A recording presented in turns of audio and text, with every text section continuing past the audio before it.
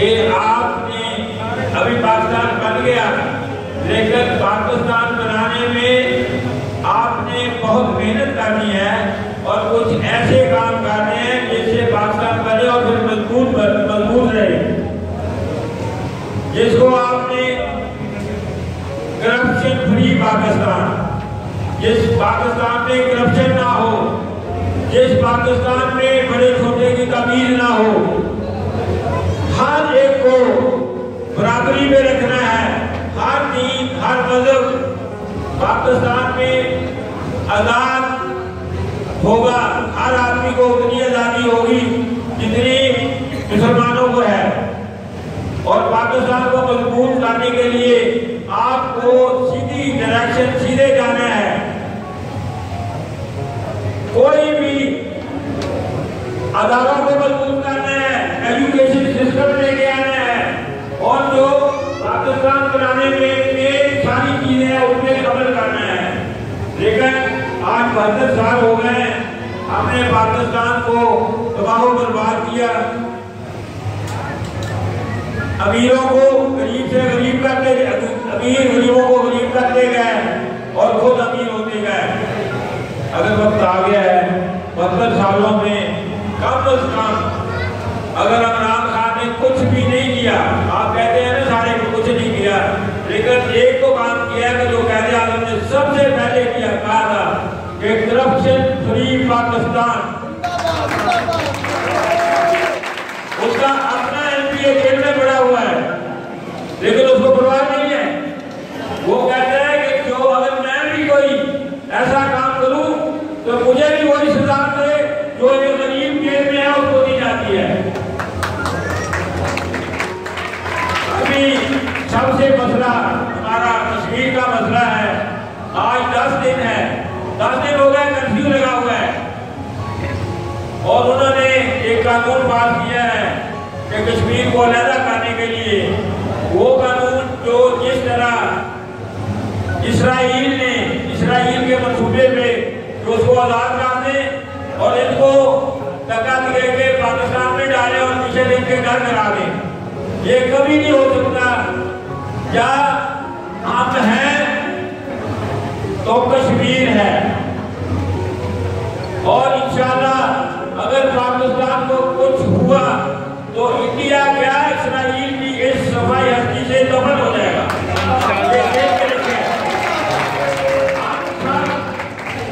जहाज के लिए तैयार है, फौज के साथ खड़े हैं, अदालत के साथ खड़े हैं, पाकिस्तान के साथ खड़े हैं।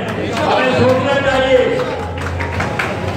ये ना हो कि चोर जेल में भी हैं तो यहाँ से पूरे वाला से बसें भाग के उन मुजरिमों को, उसकी बेटी को सोते जा रहे हैं। ना जाओ लोगों पे एक बंदा पता चल गया कि क्या कर रहे हैं, ट्रिपल पार्टी ले लें, डोली ले लें, मैं तो हमेशा के खिलाफ रहा हूँ।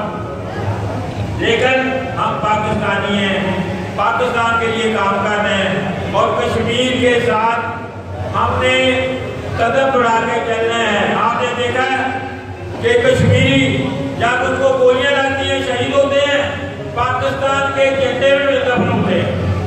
पाकिस्तान के झंडे में बच्चों के यहाँ पाकिस्तान के झंडे बांधे हुए क्यों? क्योंकि वो मुसलमान है, वो पाकिस्तान का हिस्सा है। हमें कश्मीरियों के साथ यकजहती के लिए हर बंदे ने यहाँ से झंडा हरा के हमें निकलना है और जाके वापस आएंगे। हमें उनके साथ चलना है और हमारा खून उनके साथ बहता है। ये कोई भी ये ना समझे कि अगर कश्मीर पे कुछ उन्होंने किया तो पाकिस्तान पीछे हटेगा, पाकिस्तान पीछे नहीं हटेगा। इंशाल्लाह आप लोगों का बहुत शुक्रिया कि 14 अगस्त पे तशरीफ लाए। मैडम गाड़ी से आए, पीटीआई के जो लोग हैं, जो दूसरे यहाँ हमारे बुजुर्ग तशरीफ लाए, उनका शुक्रिया, क्योंकि आप पे भी हक है कश्मीरियों का, मेरे ऊपर अकेले के नहीं है। ये अगर हम पाकिस्तानी है, हर पाकिस्तानी पे फर्ज बनता है कि हम उनके कदम के साथ कदम बढ़ाएं और उनका साथ दें। अभी थोड़ी देर में जो झंडा फहराएंगे पाकिस्तान का 14 अगस्त होगी, उसके साथ ही हम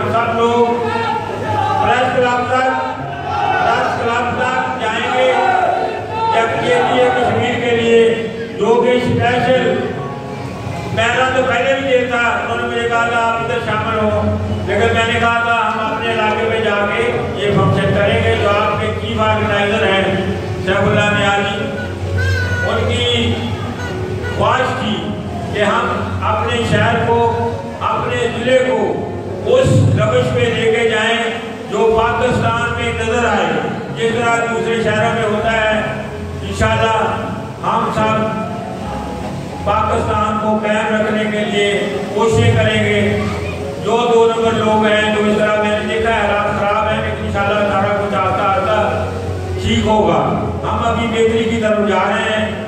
मैं खान साहब को भी मुबारक देता हूँ जिसने मुझे भी कहा, और बाद में स्पेशल आशा को भी पहले बुलाया था कि आपको एडवाइजर भी बनाएंगे, तो बाद में फिर उन्होंने आशा को कहा कि आप जनूबी पंजाब में सदर बने, वाइस प्रेसिडेंट कोई भी बड़ा होगा ले, ताकि आप कम अज कम औरतों की नुमाइंदगी करते हुए इतनी पढ़ी लिखी डिग्रियां लेके घर बैठने का फायदा नहीं, जो पहले हो गया खान साहब की मर्जी से नहीं हुआ था।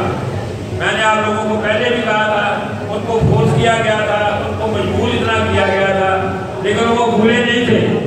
सऊदी अरब आए, उसी वक्त मुझसे बात की, बाद में भी बात की, लेकिन उन्हें सीधे रास्ते पे चलाना है पाकिस्तान को, तो हमें सब लोगों को इमरान खान का साथ देना होगा। यही मैंने आपको कहना था। अभी बात चलेंगे, एक प्रोग्राम है थोड़ा सा बच्चों का इधर जो हमें पाकिस्तान